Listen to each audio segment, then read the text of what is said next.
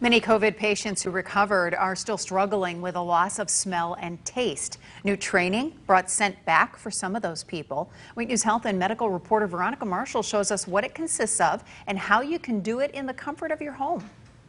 For Brian Ox, 2021 started off with COVID-19. It hit me like a freight train. It came from was a little bit of a fever to the next day it was 102 fever.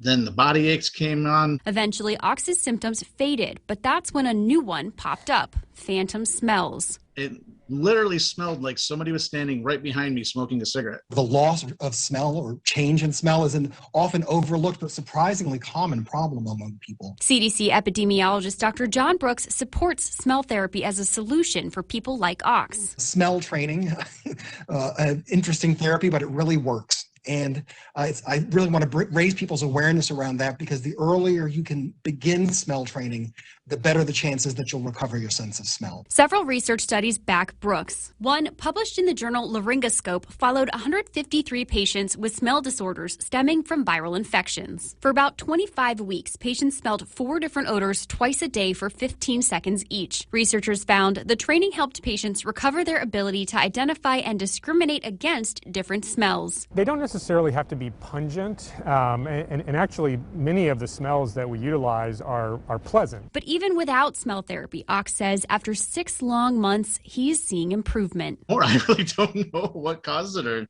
why it's going away. I'm glad it's going away. But more studies to understand the effectiveness of smell therapy for long COVID patients are underway.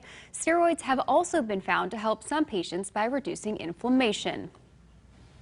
A big piece of medical news tonight: the FDA approved a new experimental drug to treat Alzheimer's disease. Biogen's medication is called aducanumab.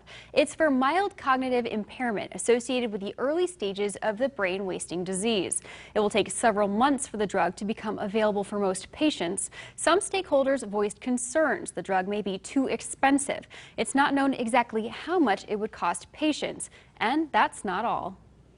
I think the jury is still out on whether it works, and there's a clear standard that manufacturers have to meet in order to gain market access. And in this instance, I think that the evidence is still quite murky as to the safety and especially the effectiveness of this product. This is the first medication to treat Alzheimer's the FDA has approved in nearly 20 years. Chris? Veronica, thank you.